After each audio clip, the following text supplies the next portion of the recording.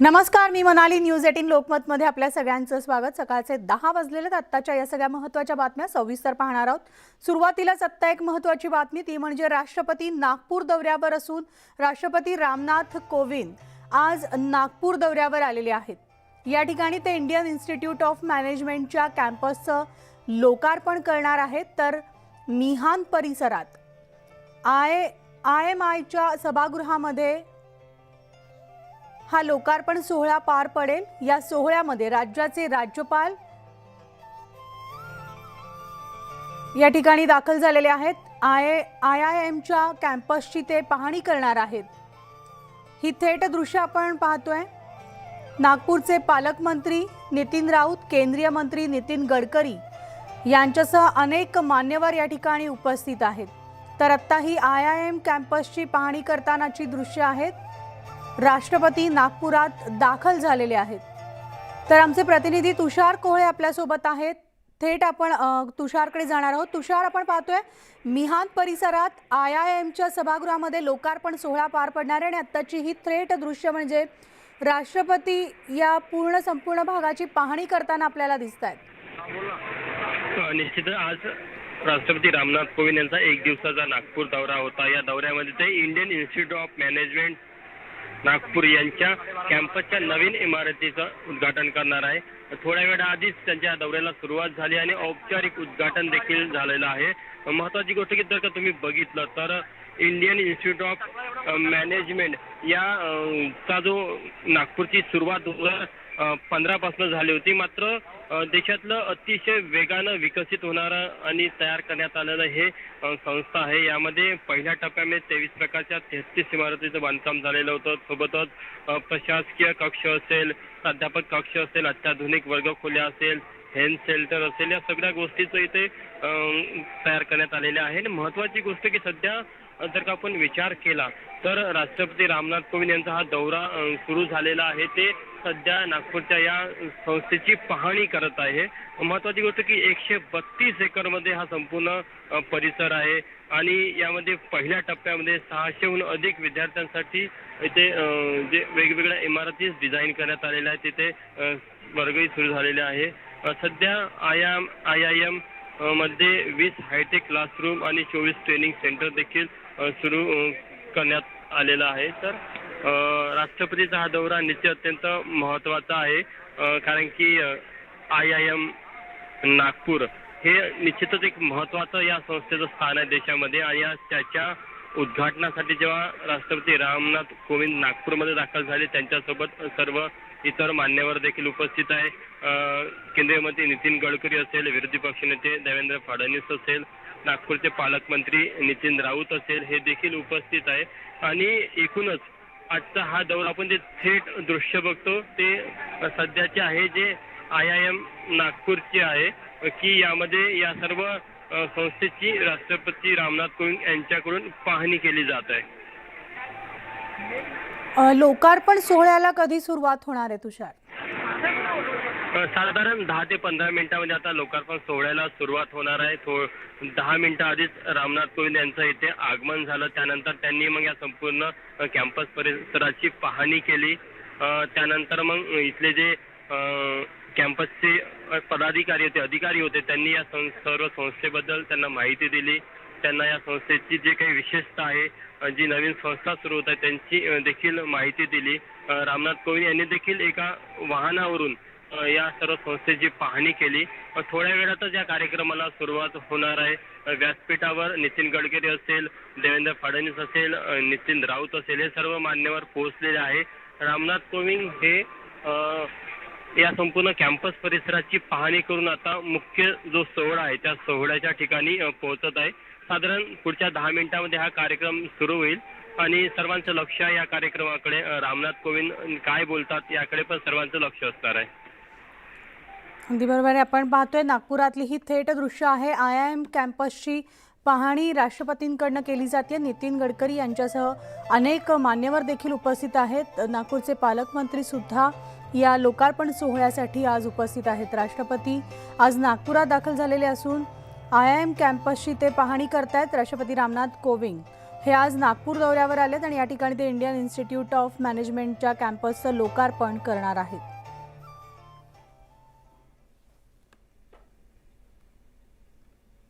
आणि यानंतर वळूयात पुढच्या बातमीकडे, ती म्हणजे संजय राऊत चवन्नी छाप असं रवी राणा यांनी जोरदार टीका केली आहे. संजय राऊत अनिल परब यांना जेलमध्ये टाकणार असल्याचं आमदार रवी राणा म्हणाले. तर राऊत परबांवरील प्रकरणांचा पाठपुरावा करणार असून सरकारकडून सत्तेचा गैरवापर सुरू असल्याचा आरोप त्यांनी केलाय. आमच्यावर झालेली कारवाई ही राजकीय सूडबुद्धीतून झाली असल्याचं रवी राणा यांनी म्हटलेलं आहे. तर आमदार रवी राणा यांनी सरकारवर सूडबुद्धीनं सरकारनं ही कारवाई आमच्यावर केली असल्याचा आरोप केलेला आहे. त्याचबरोबर संजय राऊतांवर सुद्धा जोरदार टीका आमदार रवी राणा यांनी केलेली आहे. मी कोर्टाचा आदर सन्मान करतो. कोर्टाने ज्या पद्धतीनं आदेश दिलेले आहे त्याचं आम्ही पालन करणार आहे आणि कोर्टाच्या आदेशाचं पालन करणं आमचं कर्तव्य आहे आणि कोर्टावर आमचा विश्वास आहे. आणि कोर्टाने ज्या पद्धतीने राजद्रोहाचा गुन्हा हा चुकीचा आहे, जेव्हा कोर्टाने सांगितलं त्या कोर्टावर सुद्धा आक्षेप घेण्याचं काम संजय राऊतने घेतलेलं आहे. मला असं वाटते संजय राऊत हे चवन्नी छाप आहे आणि चवन्नी छाप संजय राऊतने सकाळीपासून संध्याकाळपर्यंत ते जे बकबक करतात आणि कोर्टावरही ते ताशेरे उमटवतात. याला संजय राऊतला कोणी अधिकार दिला हा की आमदार रवी राणाला आणि खासदार नवनीतला 20 फूट गड्ड्यामध्ये गाडू, त्या ठिकाणी त्यांच्या मशानामध्ये गौऱ्या पाठवल्या आम्ही. जर अशा प्रकारचं कृत्य करणारा एक संजय राऊत राज्यसभाचा सदस्य आहे, चवन्नी छापसारख्या गोष्टी करतो, मला असं वाटतं त्याच्यावर त्यांच्यावर गुन्हा दाखल झाला पाहिजे. जेव्हा आमच्या घरामध्ये पोलीस आली तेव्हा त्यांनी आम्हाला जे अटक करून नेलं तेव्हा सांगण्यात आम्हाला असं आलं की त्या ठिकाणी तुम्हाला आम्ही बेल देणार आहे, पोलीस स्टेशनमध्ये तुम्हाला चलायचं आहे. तेव्हा आम्ही त्यांना वारंवार वॉरंट मागितला पण ते एवढ्या सक्तीची कारवाई आमच्यावर करत होते आणि ज्या पद्धतीनं त्यांनी आम्हाला त्या ठिकाणी नेण्यासाठी धडपडीचा निर्णय घेतला आणि पोलीसच्या गाडीमध्ये बसून त्या सगळ्या मॉब जो आमच्यावर शिवसैनिकांनी हमला केला होता घरावर, जे लोक आमच्या घरावर गोटे मारत होते, पाण्याच्या बॉटला मारत होते, असे शिवसैनिकावर कुठलीही कारवाई केली नाही. त्या ठिकाणी नेल्यावर आम्हाला त्यांनी चहा पाजला. पण रात्री 12 नंतर शांताकुज लॉकअपमध्ये जे आम्हाला टाकलं त्या ठिकाणी आम्हाला पाणीसुद्धा दिलं नाही, वॉशरूम यूज करू दिलं नाही आणि पंखासुद्धा नाही, चटाईसुद्धा नाही. आम्ही 5 वाजेपर्यंत चटाई आणि पंखा आणि पाण्यासाठी मागणी करत होतो.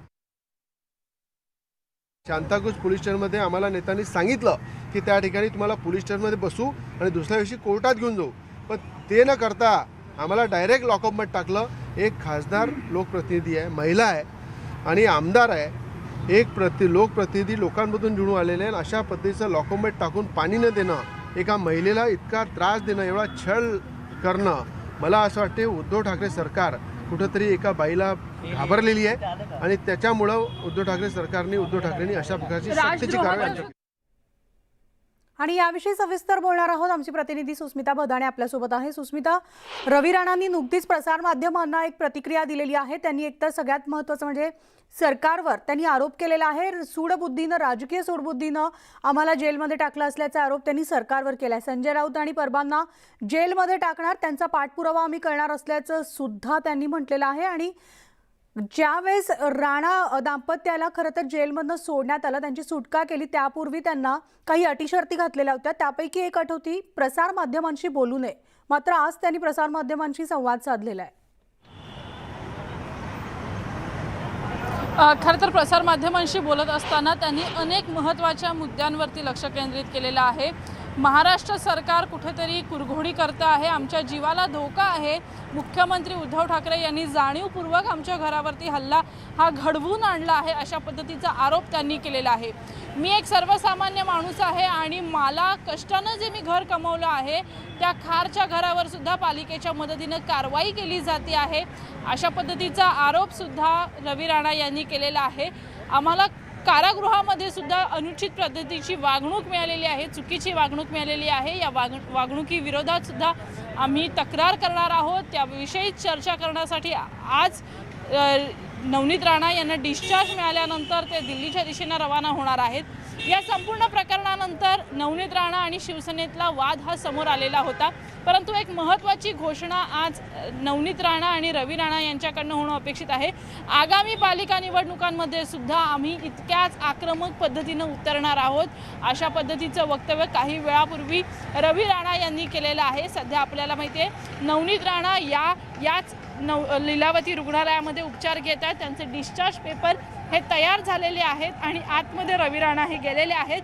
ते या डिस्चार्ज पेपरवरती सिग्नेचर करतील, त्यानंतरच नवनीत राणा या बाहेर येणार आहेत आणि खासदार नवनीत राणा त्यानंतर माध्यमांशी सुद्धा बोलणार आहेत। कोर्टाने जे नियम अटी घालून दिलेल्या होत्या त्यामध्ये माध्यमांशी बोलू नये असाही एक उल्लेख केलेला होता, त्यामुळे या पुढे जाऊन काही कारवाई होते का हेही बघणं महत्त्वाचं आहे।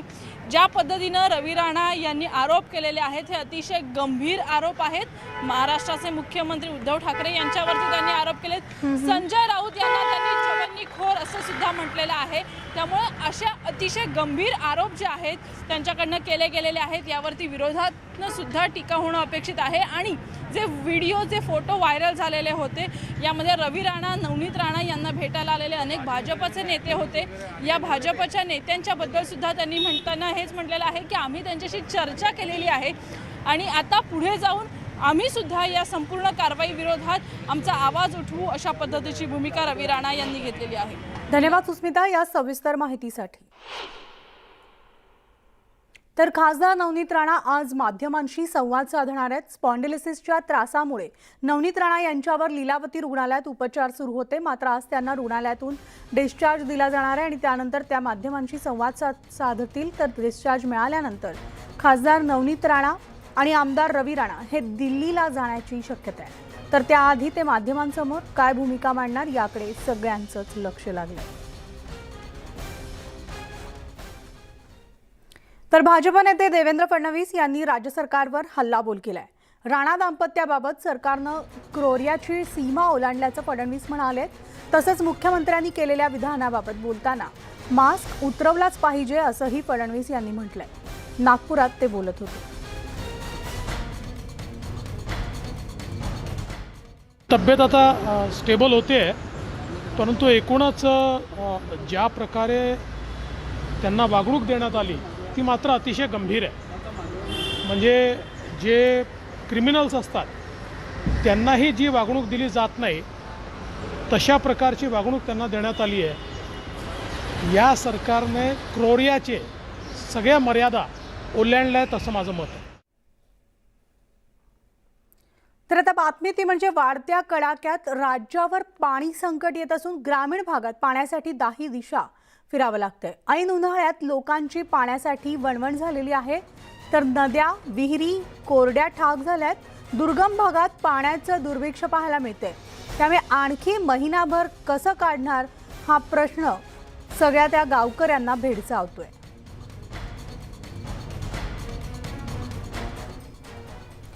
सोलापुरात पाणी प्रश्न हा गंभीर होत चाललाय।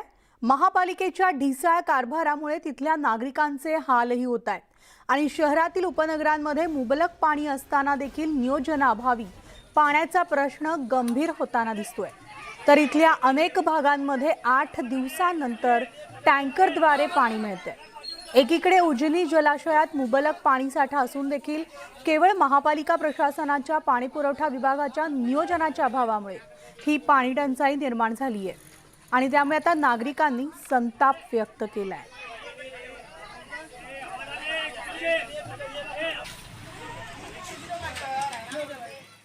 8 ते 10 दिवस झाले आता अजूनपर्यंत पाणी नाही। लईच त्रास होऊ लागले पाण्यासाठी। काय प्रॉब्लेम आहे काय कधी नाही, आम्हाला लई त्रास व्हायला। आम्हाला काहीतरी करून व्यवस्था करावी आमची। तर पाण्याअभावी आपल्याला नागरिकांचे हाल पाहायला मिळत आहेत। ही थेट दृश्य आहेत सोलापुरातली।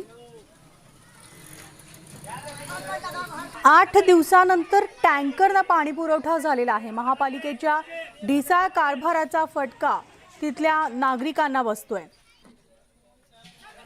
तर सोलापूरचे आमचे प्रतिनिधी प्रीतम पंडित आपल्यासोबत आहेत। प्रीतम, आपण पाहतोय नागरिकांची पाण्यासाठी खरं तर वणवण होतीये आणि सगळ्यात गंभीर बाब म्हणजे 8 दिवसानंतर या सगळ्या नागरिकांना टँकरनं पाणी पुरवठा झालेला आहे. महापालिका काय करते नेमकी?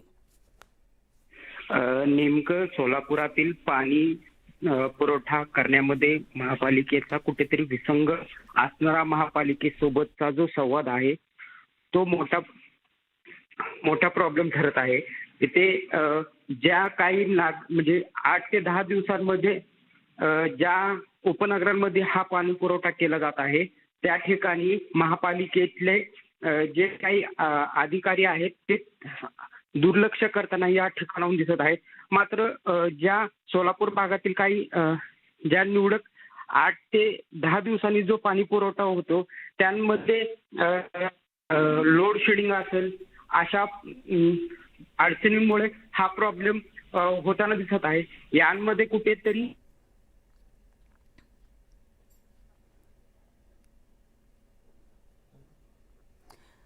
प्रीतम, धन्यवाद या सविस्तर माहितीसाठी. तर आपण पाहतोय महापालिकेच्या ढिसाळ कारभाराचा फटका सोलापुरातल्या नागरिकांना बसतोय.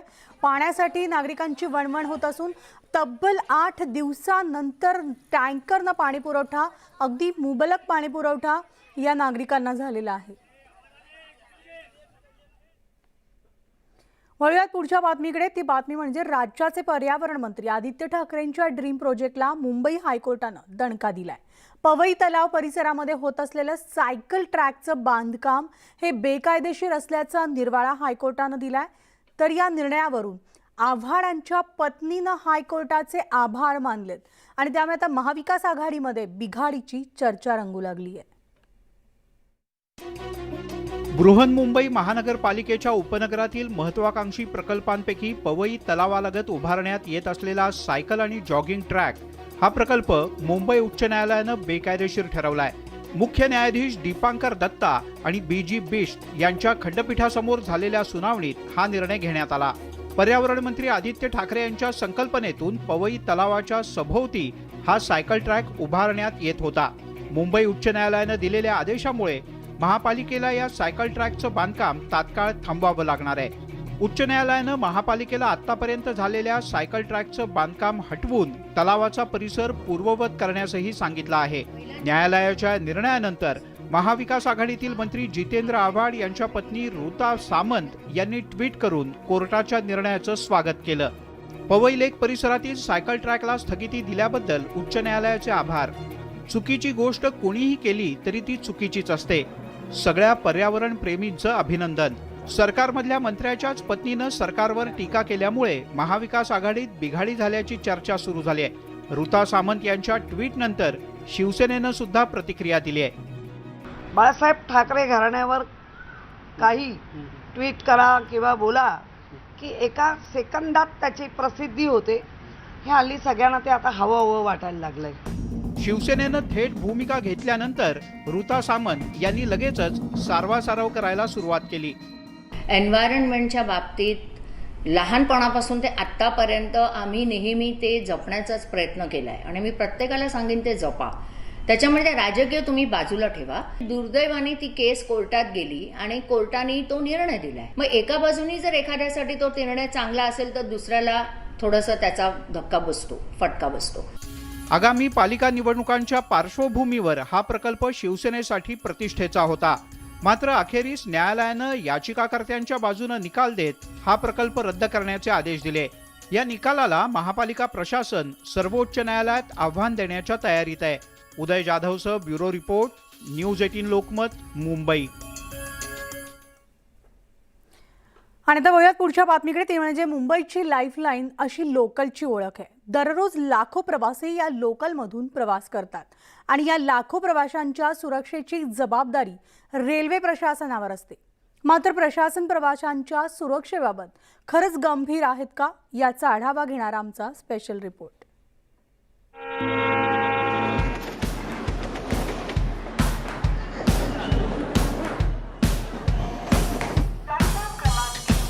उपनगरी लोकल,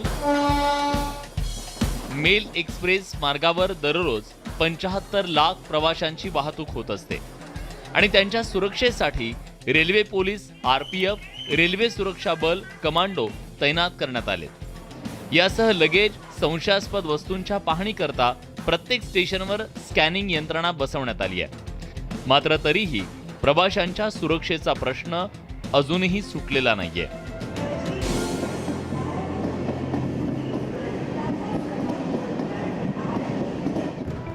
पश्चिम रेल्वेवरचं चर्चगेट स्थानक प्रवाशांच्या गर्दीचं केंद्रस्थान, पण या स्टेशनवरील स्कॅनिंग यंत्रणा निकामी असल्याचं भयाण वास्तव समोर आलंय. बंद पडलेल्या या स्कॅनिंग मशीनमुळे पोलिसांच्या तपासावर मर्यादा तर आल्यातच, शिवाय प्रवाशांच्या सुरक्षेला सुद्धा धोका निर्माण झालाय. रेल्वे प्रशासनानं मात्र चर्चगेट रेल्वे स्थानकावरील सुरक्षा व्यवस्था चोख असल्याचं स्पष्टीकरण दिलंय. चर्चगेट के में जो स्कैनिंग मशीन है उसमें कुछ समय से कुछ टेक्निकल ग्लिच आई थी. टेक्निकल ग्लिच को ओवरकम करने का हम लोग प्रयास कर रहे हैं और इसी मंथ में हमने उसका टेंडर भी कॉल किया है रिपेयर का. इस मंथ के अंत तक वो चालू हो जाएगी. मीनवाइल हमने सिक्योरिटी के कोई लैप्स नहीं है, हमने ऑल्टरनेट अरेंजमेंट करके रखा है और स्टाफ भी सफिशिएंट डिप्यूट किया है. और हमारे जो अदर स्कैनिंग डिवाइसेस होते हैं, हैंडहेल्ड मशीन्स होते हैं, इवन स्निफर्स डॉग्स होते हैं, वो भी हमने वहाँ डिप्लॉय करके रखा है. दुर्घटना कोणतीही पूर्वसूचना न देता घडते, त्यामुळे लाखो प्रवाशांच्या सुरक्षेची जबाबदारी असलेल्या रेल्वे प्रशासनानं अधिक सतर्क असणं गरजेचं आहे. गेटवे ऑफ इंडिया महत्त्वाच्या ठिकाणी असलेला स्कॅनिंग यंत्रणेचा बोजवर आपण बघितला. चर्चगेट रेल्वे स्थानकावर सुद्धा काही वेगळी परिस्थिती नाही. मग लाखो रुपये खर्च करून ही यंत्रणा आपण बसवतो का? कोणत्या प्रकारे इथे लोक येऊ शकतात? माणसांची प्रचंड गर्दी कायम असते. त्यांच्या सामानाची तपासणी जर का होत नसेल तर ही सुरक्षा यंत्रणा किंवा ही स्कॅनिंग यंत्रणा बसवण्याचा उपयोग काय? पश्चिम रेल्वेला याचं उत्तर द्यावंच लागेल. व्हिडिओ जर्नलिस्ट सचिन कुबडेसह प्रशांत बाग, न्यूज 18 लोकमत, चर्चगेट, मुंबई. आणि यानंतर थेट जाऊयात शिवसेनेचे खासदार संजय राऊत प्रसार माध्यमांशी बोलतात. जाण्याची आदित्य ठाकरे यांच्याबरोबर महाराष्ट्रातून, मुंबईतून नव्हे तर महाराष्ट्रातून आणि देशातून मोठ्या प्रमाणात तिथे शिवसैनिक आणि युवासैनिक पोहोचतील. हा राजकीय दौरा नाही, ही आमची श्रद्धा आहे, ही आमची भावना आहे आणि त्यानुसार तयारी सुरू आहे.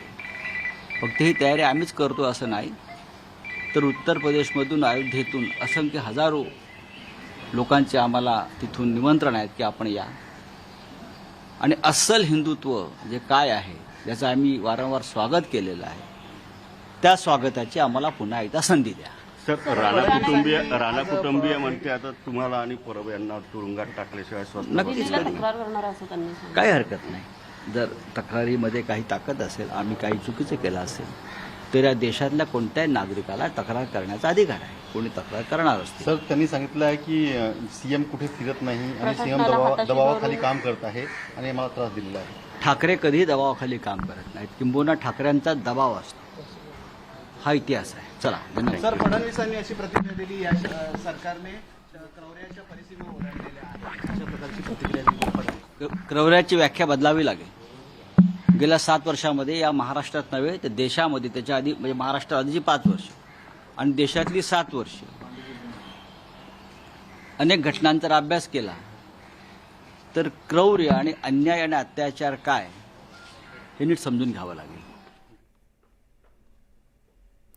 आणि यानंतर बुलेटिनमध्ये एक छोटासा ब्रेक घेऊन लगेचच परततो. इतरही बातम्या सविस्तर पाहणार आहोत, तेव्हा पाहत राहा न्यूज 18 लोकमत.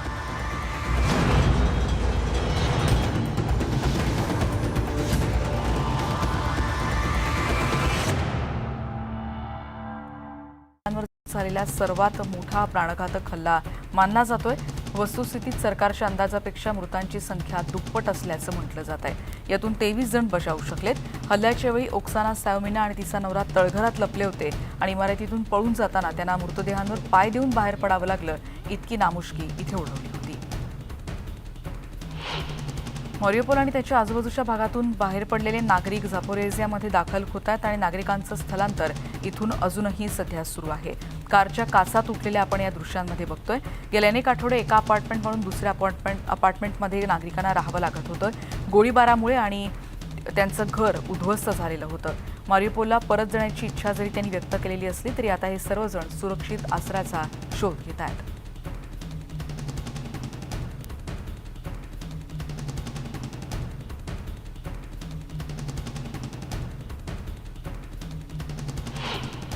युक्रेनमधल्या निर्वासितांना इटली सरकारकडून मदत केली जाणार आहे. इटलीनं युक्रेनच्या निर्वासितांना मदत करण्यासाठी आधी सुमारे 500 दशलक्ष युरोंची मदत केली होती आणि आता 800 दशलक्ष युरोपेक्षा अधिक मदत केली जाणार आहे. पोलंड आणि स्वीडन यांनी गुरुवारी वॉर्सामध्ये डोनर्स कॉन्फरन्सचं आयोजन केलं होतं आणि या परिषदेत पंतप्रधान मारिओ द्राघी यांनी याविषयीची माहिती दिली.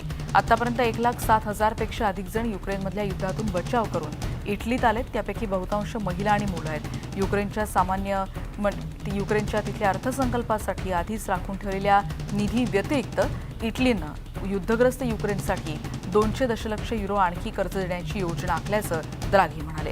या व्यतिरिक्त इटलीनं तंबू, त्याचबरोबर रुग्णवाहिका, औषधं यासारख्या मानवतावादी मदतीवर 26 दशलक्ष युरो खर्च केलेले आहेत.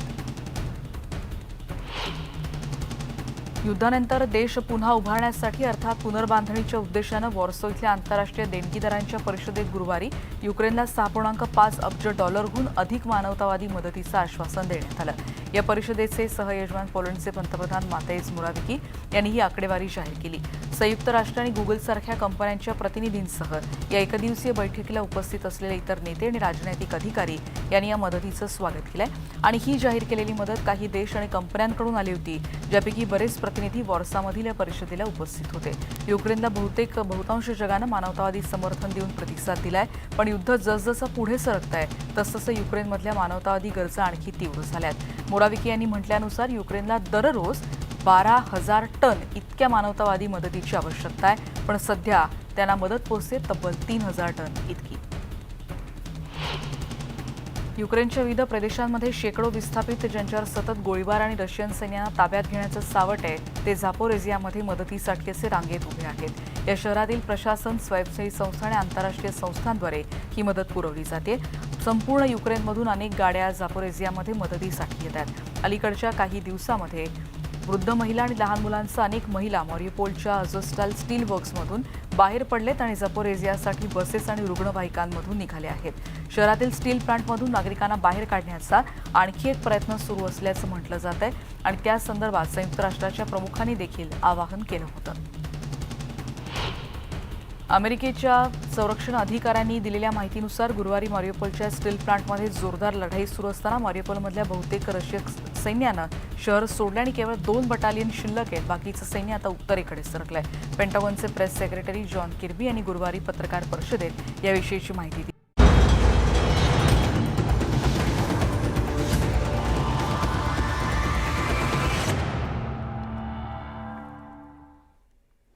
आणि ब्रेकनंतर पुन्हा एकदा आपलं स्वागत. आत्ताच एक ब्रेकिंग बातमी, ती म्हणजे यमुनोत्री यात्रेतील 2 भाविकांचा हृदयविकाराच्या धक्क्यानं मृत्यू झालेला आहे. मुंबई मध्य प्रदेशातील यात्रेकरूचा मृत्यू झाला असून आतापर्यंत यात्रेमध्ये 10 जणांचा मृत्यू झालेला आहे.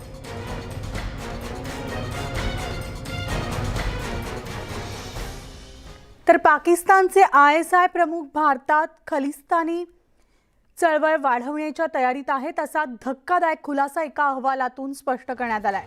यानंतर आता हिमाचलमध्ये खलिस्तानचे झेंडे झळकल्यानं एकच खळबळ उडाली आहे. हिमाचल विधानभवनाच्या गेटवर खलिस्तानचे झेंडे आढळलेले असून पोलिसांना याची माहिती मिळताच त्यांनी तात्काळ हे झेंडे काढून टाकलेत. तर आता हे झेंडे नेमके कोणी लावलाय याचा तपास केला जातोय. आणि याविषयी सविस्तर बोलूयात. आमचे प्रतिनिधी प्रशांत लीला रामदास आपल्यासोबत आहे. प्रशांत, खलिस्तानचे झेंडे झळकल्यामुळे हिमाचल प्रदेशात खळबळ अधिक वाढलेली आहे. काय सविस्तर माहिती मिळू शकली आहे का? बरोबर आहे. हिमाचल प्रदेशामध्ये ज्या पद्धतीने ह्या सगळ्या घडामोडी पुढे आलेल्या आहे, एकीकडे काही भागांमध्ये, काही शहरी भागांमध्ये ज्या पद्धतीने खलिस्तानचे झेंडे लावण्यात आलेले आहे, त्यानंतर हिमाचल प्रदेश पोलिसांनी मोठी कारवाई करत हे सगळे झेंडे उतरवलेले आहे. पण ज्या पद्धतीने गेल्या काही दिवसापासून भारतामध्ये खालिस्तान चळवळ मजबूत करण्याचा प्रयत्न कुठेतरी ISIच्या माध्यमातून होतोय, या सगळ्या पार्श्वभूमीवर जर बघितलं तर कर्नालमध्ये जे 4 दहशतवाद्यांना अटक करण्यात आली होती, तेच त्यांचा संबंध हा खालिस्तानच्या लोक खास करून दहशतवाद्यांसोबत असल्याचे पुढे आला होता आणि यासाठी पाकिस्तानमधून त्यांना पाठबळ दिलं जातं. त्याचा संबंध या हिमाचल मध्य प्रदेशामध्ये खालिस्तानची झिंजलावणी त्याच्याशी नाही का आहे का याचा तपास सध्या सुरू आहे. त्यामुळे आता या संदर्भात निश्चितपणे हिमाचल प्रदेश पोलीस निश्चितपणे एक माहिती देणार आहे. पण या घडीला जर बघितलं आपण तर अशा घटना आता देशभरात इथे ठिकाणी होऊ शकतात अशा प्रकारच्या सूचना देखील पोलिसांनी दिल्या आहेत. त्यामुळे या सगळ्या या संपूर्ण घटनेमागे खालिस्तानच्या त्याच लोकांचा हात आहे का हे सध्या पोलीस करत आहे. प्रशांत, आणखी एक महत्वाची बातमी आहे, तुम्ही सध्या असेच सोबत राहा, कारण गोळीबारानं दिल्ली हादरली असल्याचं कळतंय. सुभाषनगरमध्ये एकाची हत्या देखील झालेली. आत्ताची एक महत्वाची ब्रेकिंग बातमी येते, ती म्हणजे हत्येचा थरार CCTV मध्ये कैद झालाय. गुंडांकडून परिसरात गोळीबार झालेला आहे. आत्ताची आपण ब्रेकिंग बातमी पाहतोय. दिल्ली येथे गोळीबारामुळे खळबळ उडालेली असून हत्येचा थरार CCTV मध्ये कैद झाला. आमचे प्रतिनिधी प्रशांत लीला रामदास आपल्यासोबत आहेत. प्रशांत, नेमकं काय घडलंय? महत्वाचं म्हणजे जी माहिती पुढे आलेली आहे, दिल्लीमध्ये अतिशय मोठं धक्कादायक हे हत्याकांड पाहायला मिळालं. काल रात्री उशिरा 8:05 दिल्लीच्या सुभाषनगर भागात या जो हत्याकांड झाला त्याची माहिती पुढे आलेली आहे. एका इनोव्हा कारवरती काही अज्ञात 3 लोकांनी अचानक त्या संपूर्ण वाहतुकीच्या दरम्यान त्या गाडीवरती जोरदार गोळीबार करायला सुरुवात केली आणि त्याच याच्यामध्ये एका जणाचा मृत्यू झाल्याची माहिती पुढे आली आहे. या सगळ्या मागे पार्श्वभूमी अशी आहे की सुभाषनगर परिसरामध्येच एका व्यक्तीला मारहाण केल्यानंतर त्याचा बदला घेण्याकरता हे 3 लोक गुंड हातामध्ये शस्त्रास्त्र घेऊन पोहोचले होते. त्यांची त्याची पाळत ठेवली होती की या रस्त्यावरून जेव्हा हे जी ज्यांच्यावर आरोप आहे ते जातील तेव्हा त्यांना त्यांची देखील हत्या करण्याचा प्रयत्न करायचा. या सगळ्या पार्श्वभूमीवर सुभाषनगर भागाचा जो मेन मुख्य रस्ता आहे त्या मुख्य रस्त्यावरून जेव्हा ती इनोव्हा कार जात होती तेव्हा थेट त्या गाडीवरती गोळीबार केला. पण ज्या पद्धतीने गोळीबारानंतर ती जी इनोव्हा कार आहे तिथून निसटण्यामध्ये यशस्वी झाली, पण त्या गोळीबारामध्ये 1 जण ठार झाल्याची माहिती पुढे आली आहे. या संदर्भात आता एक जी महत्वाची माहिती मिळाली, दिल्लीमधील ऑर्डिनन्स डिपोमध्ये तो व्यक्ती काम करत होता आणि ही सगळी गँगवॉर मुळे झाल्या असे प्रकारची माहिती पुढे आली. दिल्लीतील आउटर नॉर्थ इलाक्या परिसरातील ही घटना आहे आणि हा गँगवॉर 59 वर्ष जो व्यक्ती आहे तो ब्रह्मप्रकाश त्या व्यक्तीची हत्या झाल्याची माहिती पुढे आलेली आहे. आणि या सगळ्या महत्वाचं म्हणजे पंजाबी बागमधल्या ऑर्डिनन्स डिपोमध्ये जे खास करून व्यक्ती आहे जो व्यक्ती होता ब्रह्मप्रकाश त्यांचा आणि दुसऱ्या व्यक्तीच्या गटासोबत लोकांसोबत जो गँगवॉर झाला होता त्यानंतर हा या प्रकारचा बदला नीरज भवाना गँगनी घेतल्याची माहिती पुढे आलेली आहे. स्टुडिओ. धन्यवाद प्रशांत या सविस्तर अपडेटसाठी. तर ही थेट दृश्य आपण पाहतोय. गोळीबारामुळे दिल्ली हादरलेली आहे आणि गोळीबाराची दृश्य जी आहेत थेट CCTV मध्ये कैद झालेली आहेत. गँगवॉरमध्ये ही घटना घडल्या असल्याचं सांगण्यात येते. सुभाषनगरमध्ये गोळीबार झालेला असून या गोळीबारामध्ये एकाची हत्या झालेली आहे. आणि आता बातमी ती म्हणजे सहारनपूरमध्ये फटाक्याच्या कंपनीला आग लागलेली असून आग प्रचंड भीषण होती. यामध्ये कंपनीचं मोठं नुकसानही झालंय. तर 4 जणांचा मृत्यू झाल्याची माहिती समोर येते.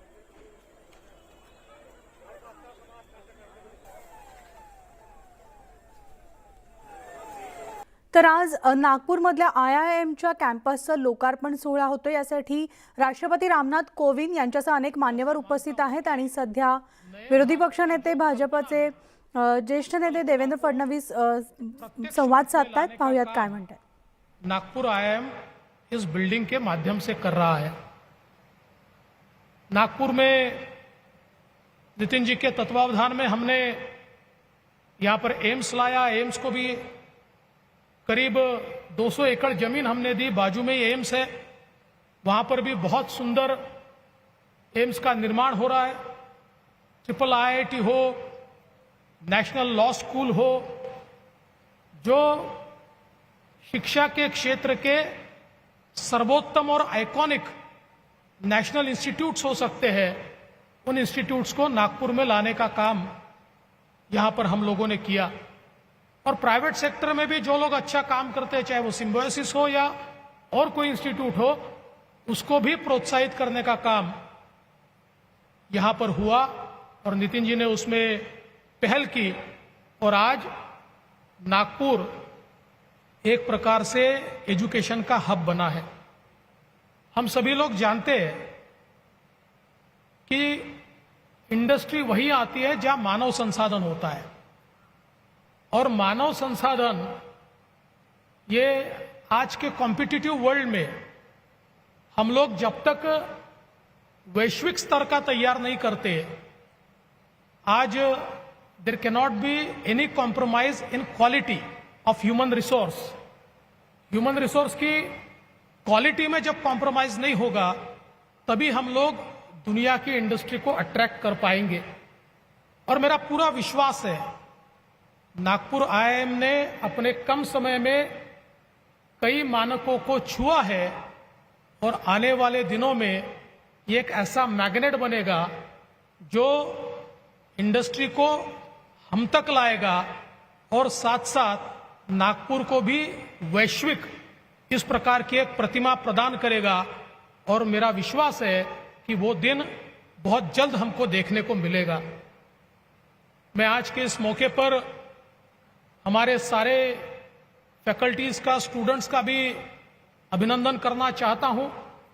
इतना अच्छा कैंपस यहां पर बना है, और मेरा विश्वास है कि आने वाले दिनों में इस कैंपस के माध्यम से मैनेजमेंट के क्षेत्र में बहुत नई पहल और नया नवाचार यहां पर किया जाएगा, और हमारे शहर के लिए, विदर्भ के लिए, महाराष्ट्र के लिए और देश के लिए जो बातें गौरवपूर्ण होगी, ऐसी बातें इसी कैंपस से निकलेगी।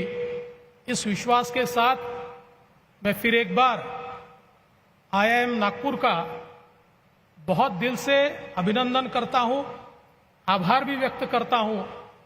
और आभार इसलिए भी व्यक्त करता हूं क्योंकि मैं अभी नितिन राउत जी को कह रहा था कि नागपुर में नेशनल लॉ यूनिवर्सिटी सेटअप करने का हमने तय किया, तो हमने जमीन भी दी, 600 करोड़ रुपए भी हमने दिए, लेकिन न उसके भूमि पूजन में किसी ने बुलाया, न उद्घाटन में वहां पर बुलाया गया।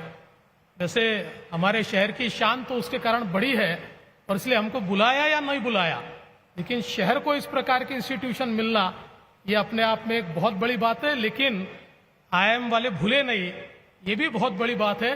इसलिए मैं उनको बहुत बहुत बधाई देता हूं, उनका आभार व्यक्त करता हूं। और नागपुर की तरफ से हमारे आदरणीय राष्ट्रपति जी का बहुत बहुत स्वागत करते हुए अपने शब्दों को विराम देता हूं। जय हिंद, जय महाराष्ट्र।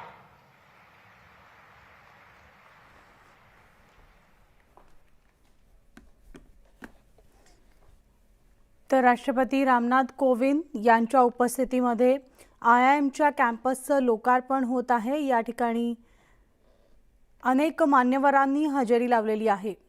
केंद्रीय मंत्री नितीन गडकरी देखील आपल्याला उपस्थित दिसत आहेत। देवेंद्र फडणवीस देखील या ठिकाणी उपस्थित आहेत।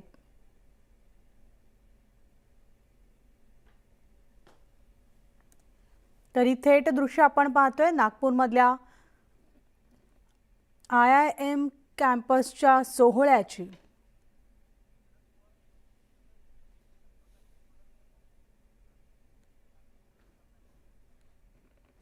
तर या कार्यक्रमाचे अपडेट्स आपण जाणून घेत राहणार आहोत। मात्र आता थेट जाऊयात ते म्हणजे पुस्तक प्रकाशन सोहळ्यासाठी शरद पवार पुण्यात आहेत आणि त्या सोहळ्याची ही थेट दृश्य आपण पाहतोय। व्यासपीठावरील सर्व मान्यवर आणि या ठिकाणी उपस्थित बंधू आणि भगिनींनो, राजकारणामध्ये सगळं निरंकुश असावं असं सर्वांनाच वाटत असतं, पण तिथे अंकुश हे नाव धारण केलेला काकडेंसारखा कार्यकर्ता असणं आणि त्यांनी लिहिणं ही खूप महत्त्वाची गोष्ट आहे असं मला वाटतं। आणि त्यामुळे #पुणे हे जे पुस्तक त्यांनी लिहिलेलं आहे, या पुस्तकाबद्दल मी त्यांचं मनपूर्वक अभिनंदन करतो। पु ल देशपांडे असं म्हणत असत की पुण्याच्या प्रत्येक गल्लीमध्ये आंतरराष्ट्रीय ख्यातीचा एक माणूस राहतो, आणि तशा प्रकारची एक परिस्थिती पूर्वीच्या पुण्यामध्ये होती सुद्धा। पेन्शनरांचं पुणे अशी पुण्याची जी ओळख होती, त्या पुण्यामध्ये प्रत्येक घरात एक सायकल होती आणि स्वतःचं ठाम मत असलेला एक समीक्षक होता। पुणेकरांचं एक वैशिष्ट्य आहे की इतर लोक मतदान करतात, पुणेकर मतदान तर वळूयात आता पुढच्या बातमीकडे, ते म्हणजे काय आहेत रिव्हेंज खेळ पाहूयात. रिव्हेंजची एक प्रकारची विकृती सध्या स्पर्धा जी केली जाते तर ती आपण पाहिली. आणि वळूयात आता पुढच्या बातमीकडे, ती म्हणजे देशातील वाढती महागाई दररोज नवनवीन उच्चांक गाठतीये. त्यातच आता घरगुती गॅस सिलेंडरच्या किमतीचा भडका उडालाय. एकीकडे सिलेंडर आणि दुसरीकडे CNG गॅस अशा दुहेरी संकटानं सर्वसामान्यांचं आर्थिक गणित बिघडवलंय.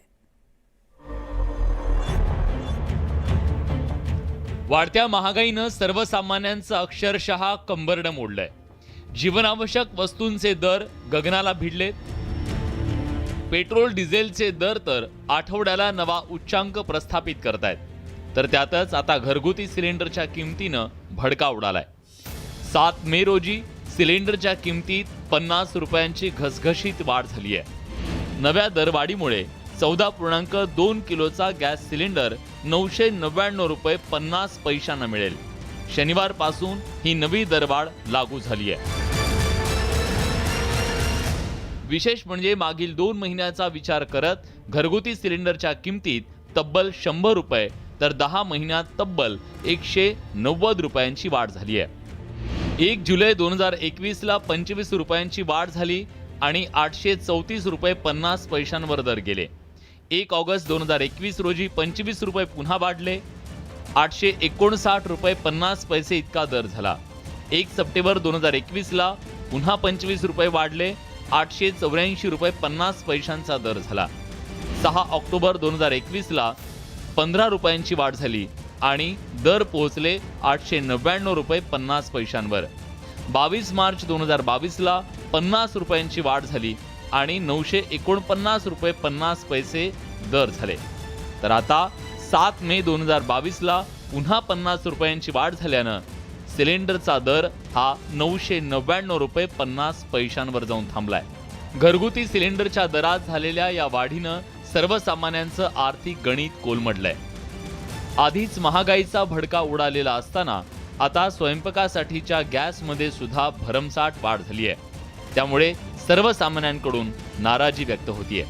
त्यांना संसारचा रगाडा स्वतःला चालवावा लागतो आणि सकाळी उठलं की आपल्या गॅसपासूनच सुरुवात होती. तर तो गॅसचा दर एवढा वाढला आहे की आता आमचं जे नवऱ्याचा पगार येतो त्यात कसं भागवणं मुश्किल झालेलं आहे. सगळ्याच दर वाढलेले आहेत.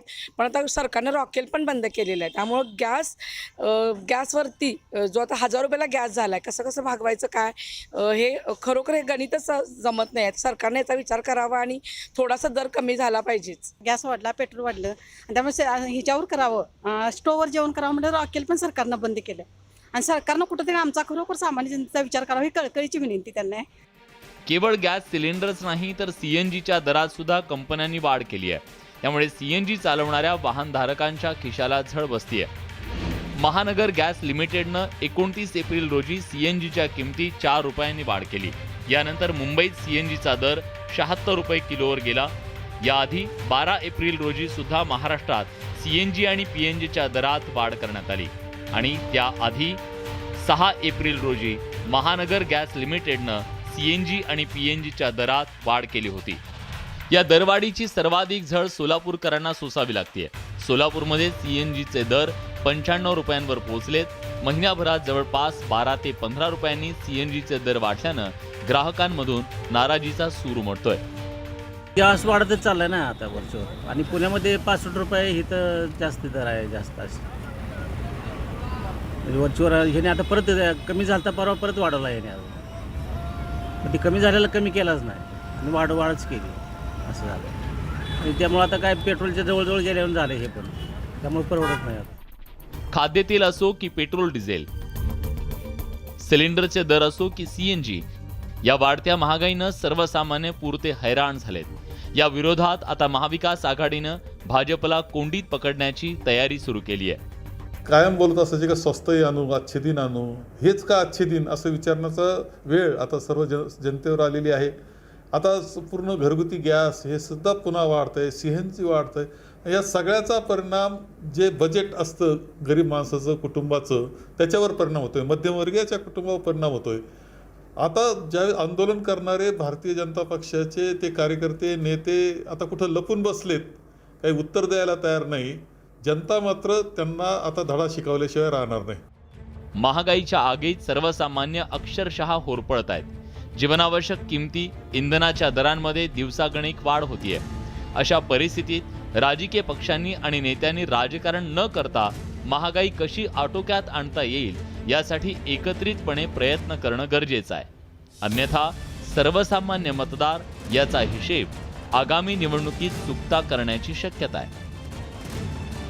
ब्युरो रिपोर्ट, न्यूज 18 लोक. आणि यानंतर आता नजर टाकूयात देशातील प्रमुख शहरातल्या आजच्या तापमानावर. आजचं तापमान. प्रायोजक मैंगो एयर कूलर. इन गर्मियों में घर ले आए मैंगो एयर कूलर वाली ठंडक.